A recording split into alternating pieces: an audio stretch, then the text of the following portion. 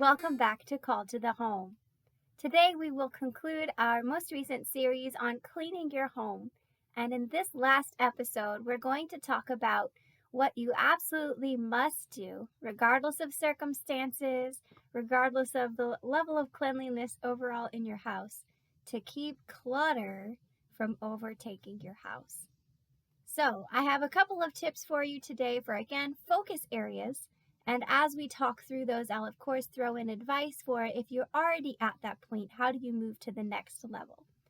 Number one, we have to declutter our homes, even in difficult circumstances, or it makes it difficult and in fact unsafe for people in our homes to move around from one room to the next, to move through the rooms they need to eat dinner, to prepare all of the things that need to be prepared for school, for getting dressed for the day, and food prep. And so there are three areas that are the most important places in your home to declutter.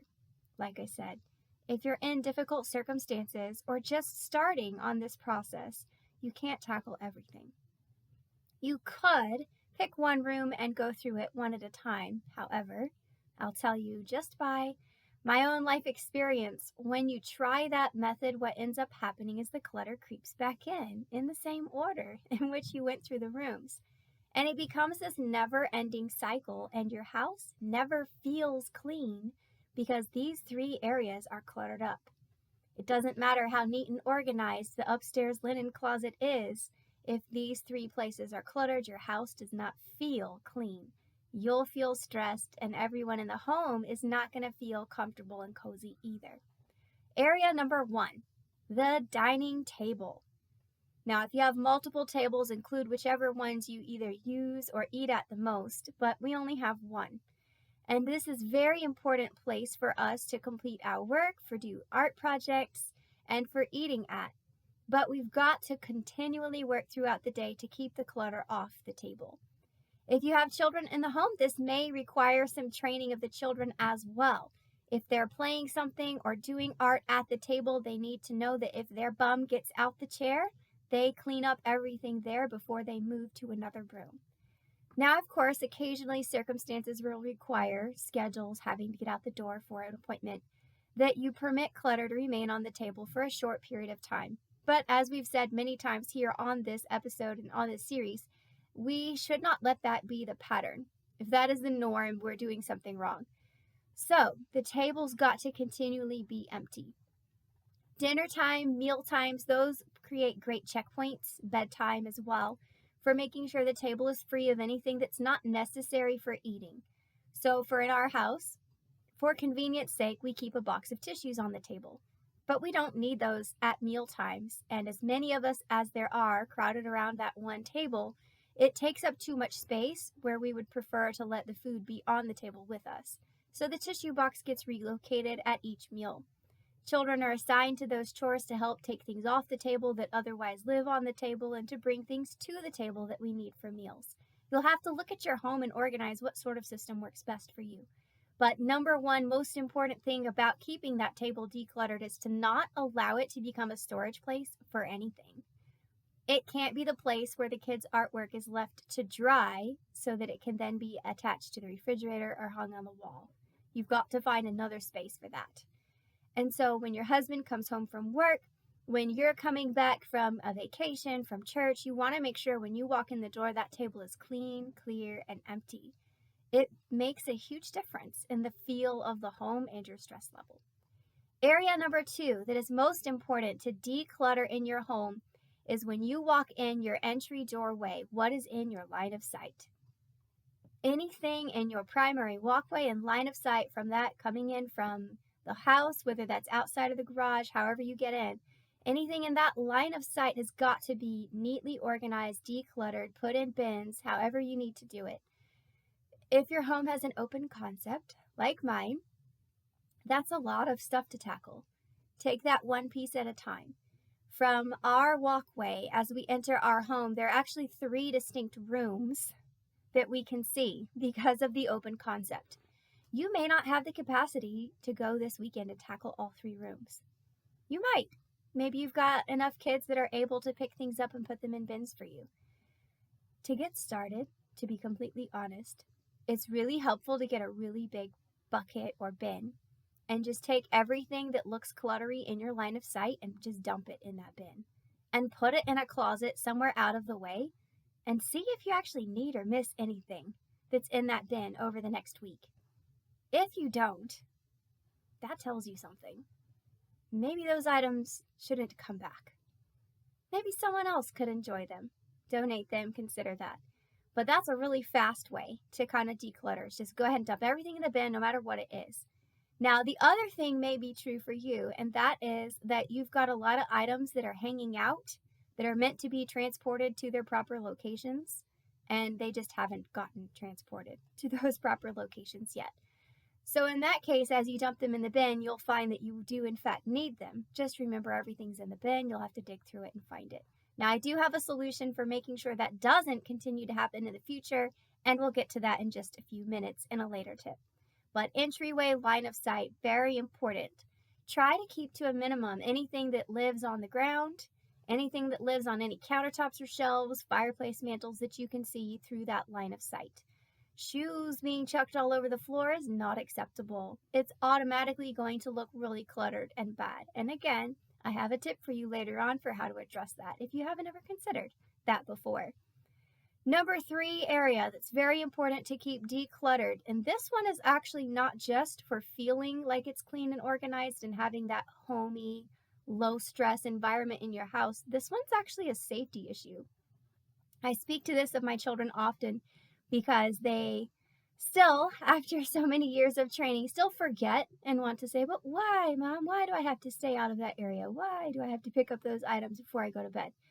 And that is that your main walkways from each room to your exits of your home, from each room to your bathroom, has to stay clear of clutter. There cannot be furniture arranged in such a way that it blocks a speedy exit. And there cannot be clothes, towels, toys, art supplies left on the floor in the way of these, what I call walkways. So very easy to go and identify what are the walkways in my house, come in through a door and walk from one room to another. And where is it that your feet go? Give yourself a good 2 to 3 foot wide path. This is a no play path. My children have been trained that they don't get to create their Lego island on the walkway. They know where this area is. I teach them to stand up, walk through the room.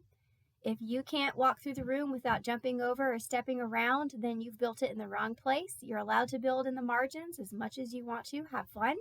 But the walkways must stay clear. This not only allows you to easily navigate from one room to the other of your house, even if your children are in the middle of a massive building project, but in the case of a fire or some sort of emergency, it allows everyone to safely and quickly escape the house without tripping and falling and seriously injuring themselves.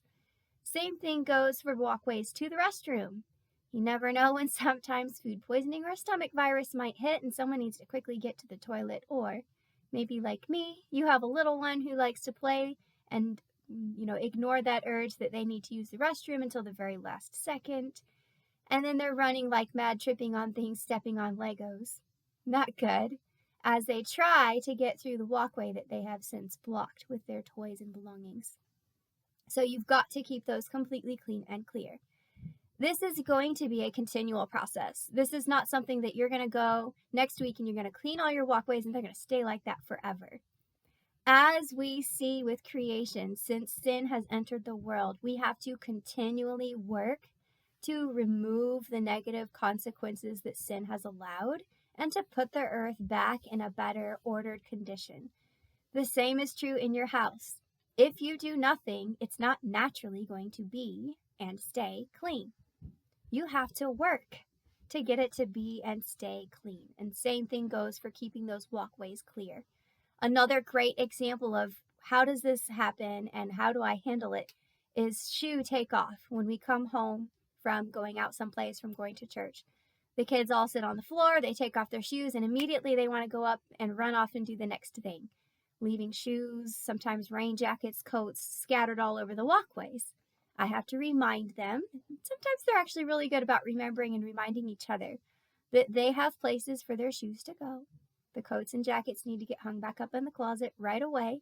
The extra 30 seconds it will take each of them to do that right now is not going to hinder them from, going off and immediately coloring some new coloring page. It's not going to block them from going and getting snacks, 30 seconds later. They feel like it's ages, but it's not. Rather than you as mom, especially if you have multiple kids, even if they're little, my 1-year-old can do it, going, oh, well, they're kids, let them have fun, I'm going to pick it up. That's really not a good habit for you as mom to be teaching. So let me just pull this in as an aside. If they are old enough to walk, they're old enough to clean up after themselves. With your guidance, absolutely, with some help and a lot of praise and encouragement. But you need to, from the time they're very young, teach them that they are responsible as much as God has given their body the ability to do it, to clean up after themselves. That they shouldn't depend and rely on someone else to do that for them. It doesn't feel like it when they're small and cute and cuddly, and you want to do those things for them, but you're actually hindering them as they grow and develop into adults because their attitude is going to be, oh, well, someone else will take care of that. Welcome to the society where everyone was raised that way and now no one does. So when we have a society where people were not trained to take care of themselves, which starts with your little bitty ones, starts with your children, then we end up in a place that's where we're at today, and it's not good. Train your children to be independent, to be responsible, to be diligent, to do their work first before they play. This attitude will carry over into every area of your life. Maybe they're not being super diligent about completing their homework, their schoolwork with you. It might just be because you've been doing too much for them. So re-examine your habits, re-examine how you're organizing your family life, and see if maybe some of the problems you're seeing in one area aren't actually a pervasive issue that you've accidentally created by not establishing these kinds of procedures. So you absolutely have to train your children. They absolutely should be helping you to do this. But those 3 areas, once more, is your table, the entryway, line of sight, and walkways from one room to the next, to the exits, and to the restroom. These have got to stay and be decluttered at all times. Again, the kids can't play there. They can't. You've got to find some other place or space for them to be. That may mean you need to eliminate some furniture that you think you need. If that's what you got to do, you got to do that.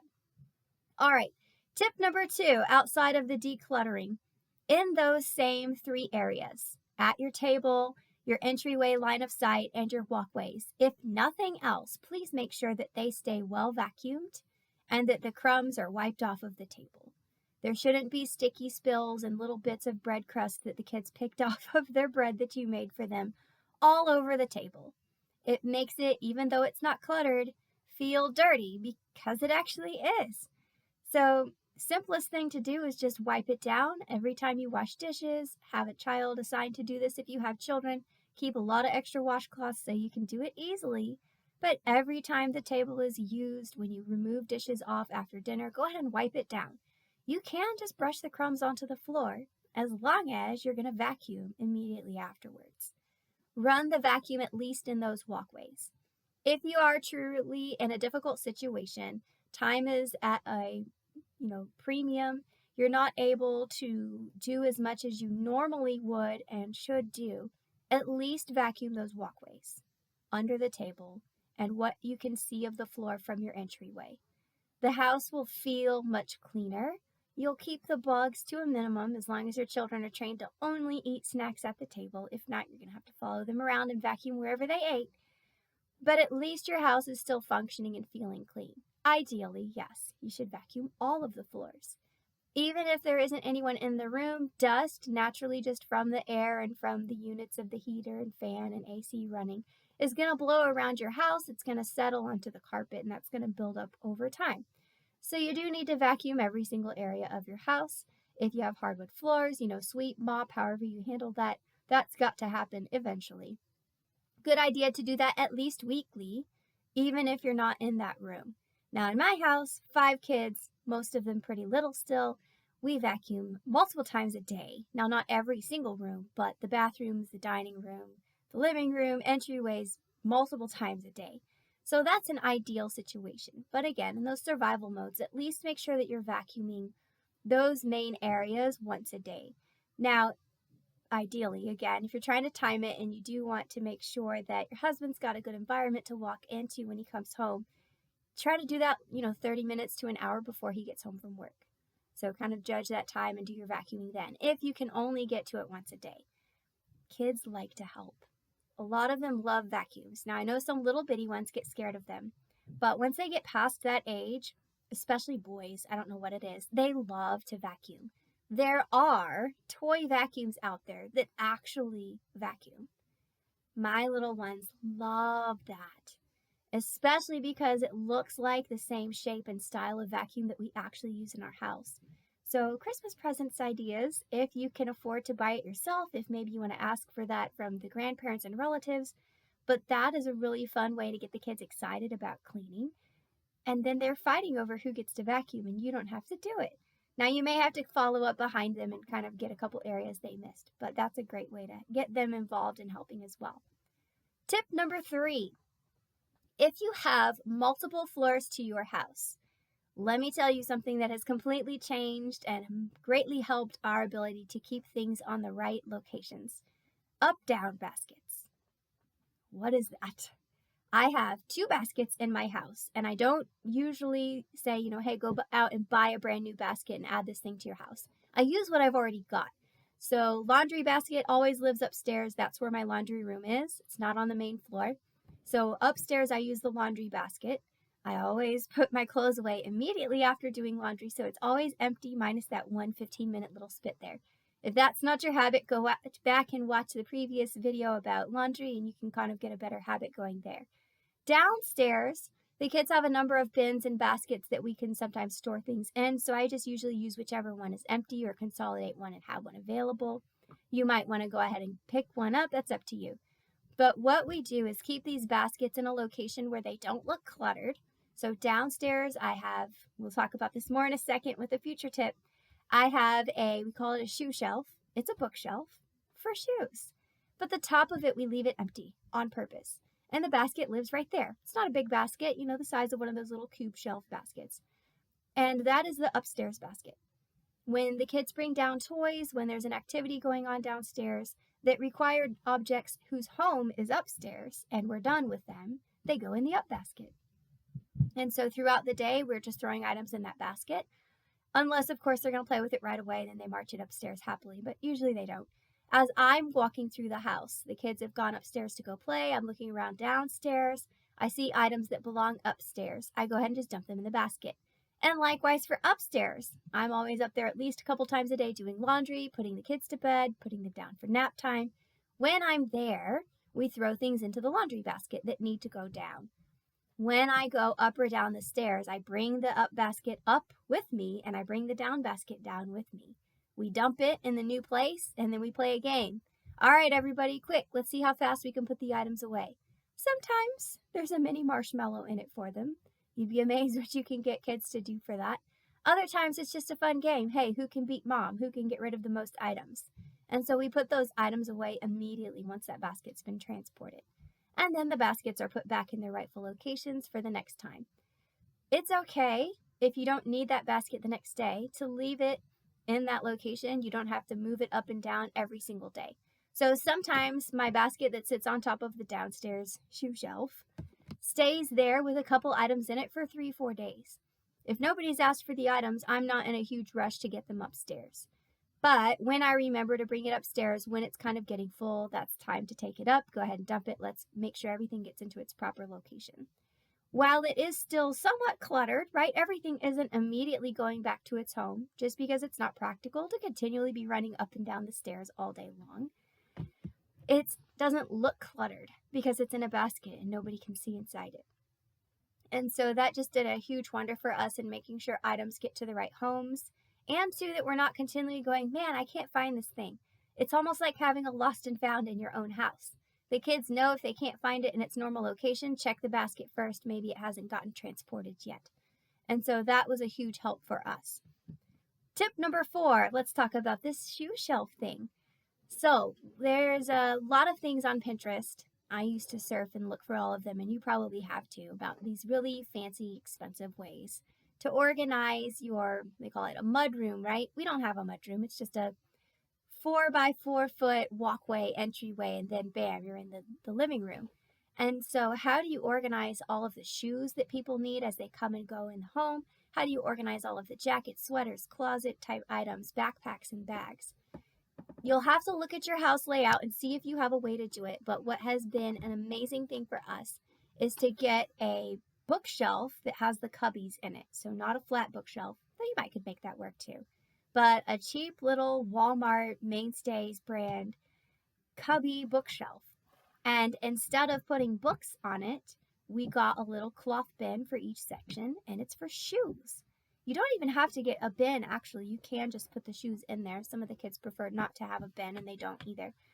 But what we allow them to do once we've got that shoe shelf set up there at the entryway is each child has a cubby. And so all of their shoes, every kind of shoe they have, fit in the cubby. Now, we'll come back to this in 2 more points from now. And so just mention it here. If their shoes don't fit in the cubby, it's probably boots. Don't worry about that. That's life. But if they have so many shoes that aren't boots, that don't fit in the cubby, we should think about that. Something's wrong. And so each person in the house has a cubby. All of their shoes go in the cubby. There's no, Mom, I can't find my shoes. They're always in the cubby. And it's just really easy for even the littlest one. Like I said, my 1-year-old is very happy to find his shoes. He brings them to me to put his shoes into the cubby. He loves to help. So if he sees that somebody hasn't got their shoes yet as we're getting ready to go out the door, he'll go to their cubby and he'll bring them their shoes. It's the most adorable thing. But having that system just makes it easy for the kids to keep clean after themselves. And it looks nice. So we still have the shoes in a convenient place right by the door so that we can get out the house in a timely manner. But it doesn't look like a big pile of hundreds of shoes just mounded there by the entryway. Now in our house, like I said, we don't have a mudroom. At the moment, we don't have room in the garage to hang coats and jackets. But we do have a little closet that's just past the couch from the entryway. So maybe 8-9 feet away from the door that we use to come and go in our home. And so that is our coat closet. Every child's got all of their coats in birth order on the right side and sweaters and jackets birth order on the left side. I do have to primarily organize that, though the older ones now enjoy doing it as well. They may not be able to reach the hangers, but at least all of the coats and jackets are organized there. We got a back of the door hanger rack for all of the bags, purses, and backpacks. And so that closet door has the hanger rack so that you can't see it from the living room. It's inside the closet when it closes. But all of the bags and backpacks are hung there. Now, some of them, to be honest, live in the car. If in your house you don't ever need to access the backpack for the baby, why bring it in the house? If the baby's car seat is in this car and you don't have a car seat for another vehicle for that baby, leave the backpack in there. Obviously, formula and powders and milk and things like that, if you're using those, you're going to have to bring that in. Maybe you may be able to keep them in the garage, but the diapers and wipes and changes of clothes, the actual bag itself, you don't need to have that in the house. So the baby's bag actually stays in the car, in our house. And so you may only need it for a few things. Most of the kids don't have bags. A couple of them now are excited about bringing them, especially the girls. So they each have their little purse that hangs on the hook that they put their Bible and their notebook and their coloring things in that. And so again, keeping that in a place that's organized, easy to reach. It's got a home. Nobody knows. No one is looking for it, I should say. It's not going to be like, oh, I forgot where I put that. Is it under the couch? Did I stick it in my bedroom? It's got a home. Everybody knows exactly where to look for it if they have not seen it lately. And it doesn't feel cluttered. So that is a great solution for a mudroom if you don't have an actual mudroom to put little coat hooks and all of that on. All right, next, let's talk about past the survival stage. If you're really looking at organizing your home, we want to talk about this idea of having bins and buckets. There's a couple of things that are really helpful, good advice that you might get out there from the world and from other, social media places that you might follow. And there's a couple of things that I've found that's actually really bad advice. So number one, let me tell you within this category that if you currently don't have any kind of organization system for your children's things and toys, you need bins. It is a game changer. If you're frustrated continually that your children can't clean up your things, If it's not bins, it'll be the next point that I talk about in a second, but probably is bins. If it's not easy for your kids to clean up their things, and it needs to be so easy that they just dump it into a bucket, they're not going to. And you're continually getting frustrated or having to clean up after them isn't helping. They need a bin. Now, there are some pitfalls to bins, so let me just give you some things that I have learned. Bins work best when they have lids. Otherwise, they're tempted to just dump and play with everything, and then you've got to sort, and that's just not a good situation. But you don't want to so parcel out the items that the kids are playing with into so many separate bins that they actually need 3 or 4 bins out at a time in order to play. See how it works in your house, but in our house, we have a bin for all baby doll and clothes and accessory related items. One bin, they all just get chucked in there, put the lid on, bam, it's clean. We have a bin for the boys for magnet tiles. All magnet tile related items go in the bin. There's a bin for Hot Wheel cars. If it's got wheels, it goes in the bin, even if it's not technically Hot Wheel brand. So you can kind of see how this goes. There's a bin for all food, kitchen related toys. So doesn't matter if it's anything related to food, no matter what brand or type of style it is, it all goes into the bin. Legos, Duplos, they each have bins. They have lids. So the next piece comes in then into training the children that they can only have one bin open and in play at a time, unless they ask. Sometimes the baby dolls want to have a tea party or go on a picnic, so they need baby dolls and food. I'm always very clear with them. If we're going to take 2 bins out, it is your job, not mine, to sort them back into their bins and get them put away. So see where your children are at, what ages and levels. When they're under 5, I typically don't let them have out multiple bins. Just because I know they're not going to sort it, it's going to be me at the end of the day. Sometimes I have capacity to do that. We have a mommy fun day. We pick 2 or 3 bins and we all sit on the floor together and play for an hour. But I don't always have that capacity, so don't feel bad in just holding them to what you can handle. They're usually pretty happy when I bring down the Duplo bin and let them play with it in the living room and say, hey, have fun. Because we normally don't do toys in the living room. They stay in their bedroom. That's normally where they are. But having bins, having them with lids so that they have a physical reminder that they're not supposed to just dump all of these is really helpful. The last thing about bins that I'm going to say that's going to conflict with a lot of the advice you're going to hear out there on the internet and from other moms is that you do not want clear bins. I know everybody's going to hate me for saying it. Here's why though. When you use clear bins, while it is convenient to be able to see what's in it, it looks cluttered. Be honest. 17 clear bins in a row on a nice ordered bookshelf, but they're all clear and I can see all of the junk in them, does not feel one piece different than if I had just dumped those bins into the bookshelf and left it like that. I can see all of the dumped stuff, even if it's in these neat little squares. It's reality. Now, they may be cheaper, in which case you might want to get creative, learn some skills, maybe paint them, maybe cover them in paper really nicely, cover them in fabric, something. But when it's possible, you need to get bins that are not clear and have lids. And it's best if they actually match or the colors coordinate. Be boring. Get them all in white. It's okay.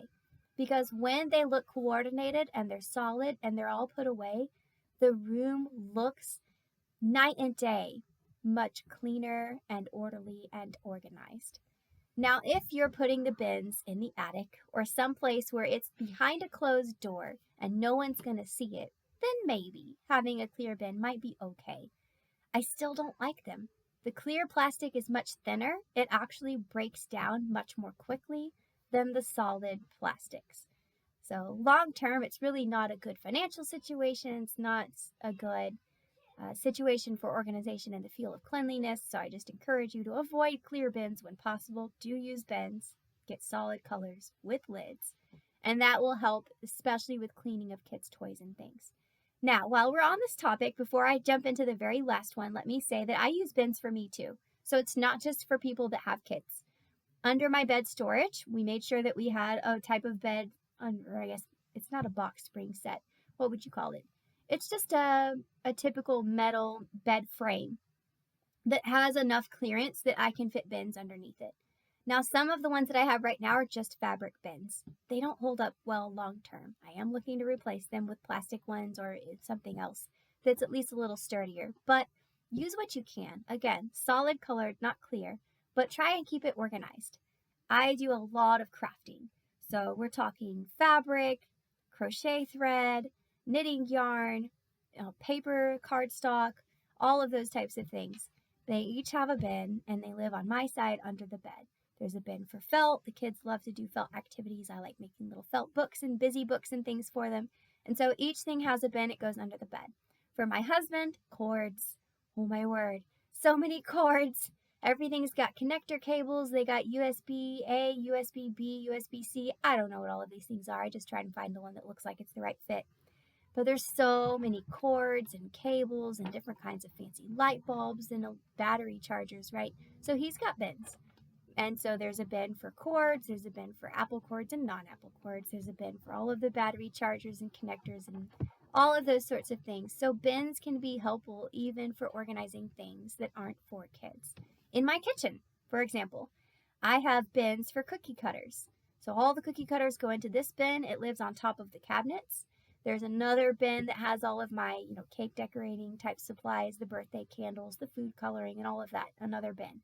So you might consider items that you do use in your kitchen, but not daily, that they might be best served in a bin, put somewhere kind of off to the side so that they're not taking up space, but they're also not cluttered. They're not sitting out on your countertop continually. They're not in the way when you're trying to get through the pots and pans, drawers, and cabinets to get the items that you need daily.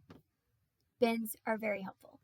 Last, I want to talk for just a minute about this kind of two ditches that we fall into, and you'll know where you are. Most Americans are in the first one. And that is when we look at our home in terms of clutter and minimalism and organization. Are we prey to the American consumerist mindset or the aesthetic minimalist mindset? Both are actually wrong. Both. And whichever one outrages you the most is probably the one you struggle with. So let's talk for a minute about American consumerism.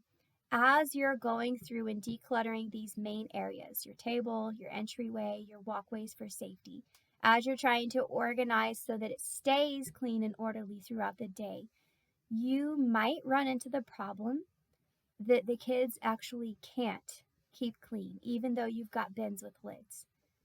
They still are not able to put all of the things away.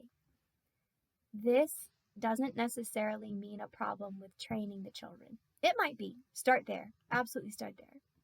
But it might actually mean they legitimately have too much stuff. Maybe you didn't buy it. Maybe it was all gifts. That's often how it is in my house. But if, after getting everything organized, you've given it a solid 3 to 4 weeks of training, patiently and kindly, showing them by walking alongside them and picking up how to do it, they still can't keep it clean and organized, they've got too much stuff. You probably should get rid of a lot. And the way that I know I have gotten rid of enough in my house is that once that item has been put away, I start by putting it in the attic or in a closet where they can't get to it just to see if it eventually needs to come back. But if I've got it put away and they are now able to keep clean what is left, then we're good. We found our happy point. That's where we stop. If they still can't keep clean what is left, then another bin needs to go away. And so I had to get rid of a lot of toy type items, And same goes for closets. Had to eliminate a lot of old things that they still fit me, so I didn't want to get rid of, but I honestly am never wearing again, either because I have changed my position on whether or not it is truly modest, or I don't like the color, it actually doesn't look good on me, and I'm willing to actually say that now, even though I love it so much, right? So regardless of reason, I had too much stuff in my closet, and that's why it felt cluttered and was difficult to hang up clothes and find what I wanted. So I had to declutter. Kitchen. Women, we are notorious for cluttering up our kitchens. So go through those tools and items. Maybe there are some things that you just never use, get rid of it. I am not one to keep things for sentimental value, So if you know me in real life, you'll know that is true about me. I don't care who had it 900 years before me. If I don't use it, it can't be in my house. So unless it's something decorative and beautiful that fits with the color scheme and design and could live there as a piece of beauty, it's not staying. Sorry, it's going to go away. And so you've got to take an honest look at what do you use often. If it's something that you can do without, get rid of it. But let's talk then about that other ditch. What about this idea of aesthetic minimalism? Minimalism was super popular about 5 to 10 years ago, and it's still kind of hanging around in a lot of circles, especially among Christian moms. But it has this idea that I can achieve peace and be free of stress if I just eliminate all of my stuff. It's one of those Gnostic heresies that sneaks in. Look that up later if you don't know what that means. But it's the idea that stuff is evil and it's the reason I'm feeling bad. I'm feeling stressed. I'm having, spiritual issues. Ladies, that is not true. Absolutely not true. Now, it is true that if you live in a hoarder house and you have kept every article of clothing you've ever worn since you were age 12, and you have every toy your child has ever bought, received, or been gifted since they were born and they're now 17, then yeah, that is going to be causing a lot of stress and turmoil and difficulty in your house. But most of us aren't in that place. A physical change in our cluttering and organization of our home is not going to be the source of spiritual issues. Spiritual issues are spiritual issues, and you need to address that spiritually. So this idea that if I just eliminate all the stuff and now my life is perfect and free of anxiety and worry, that's not right. You need to be careful that you don't eliminate stuff just for the sake of decluttering that you do actually need and use. Because it is always cheaper to keep what you already have than to go out and buy it new again. Always. So don't be a foolish steward and in an effort to arbitrarily declutter your entire house, trash everything, or donate everything. Truly look at things and say, okay, in the course of a full year, am I going to use this? Do I typically use it? If you can do it, okay, right? Let's be real. You've been living in this house for how long in its current state? It's not going to hurt you to put some things in a bucket and stick them in the attic or the closet and wait on it for a couple months to decide, okay, did I actually need those things? In my case, I put things in the attic. It's not a big attic. I can fit a grand total of, let me count in my head, 2, 4, 7, 10, 12 bins in my attic. That's it. That's all I have room for. But I use those 12 bins very wisely. And so when I find that there's some things in my kitchens, especially if it's an appliance that I don't think I need or want anymore, I put it in one of those 12 bins up in the attic and I just wait. I'll do an attic clean out every 3 to 4 months, kind of pull those things down. Did I need this? Do I think I'm going to need this in the coming months? Especially consider as you do that, going through things like holidays, birthday parties, Christmas, Thanksgiving, having guests over, maybe seasons, summer versus winter. Is this a summer item? Then maybe it needs to just live in the attic during the other months. But don't just chuck everything for the sake, again, of arbitrarily making the house nice and empty and clear. Know which ditch you fall into. Be careful of both sides. Your family will do just fine if you pare your wardrobe down to just 7 to 10 outfits. It'll be just fine. But don't think you need to pare it down to 2. That's too much. Likewise with your toys, right, for your children. They'll do just fine with 4 or 5 bins of toys. If you've got 20, you've got too many. But don't pare it down to 1. So you see how there's a balance here that we have to strike between let's avoid that consumerist mindset, but also let's not go into asceticism and just trash everything that we've got that we actually did enjoy. God gives us good gifts, physical things, toys for the children, art supplies, nice handy kitchen gadgets. They are good gifts. Let's enjoy them with gratitude. But don't let them overtake your life and make it harder for you to find the things that you use regularly. I hope that this has been helpful for you today, as you consider some things that you can do to help declutter and better organize your home. Next time, we'll begin a new series. By popular demand, we'll be talking about budgeting. I'll give you my tips and tricks for how to spend very little money and to take care of your family well. Until next time.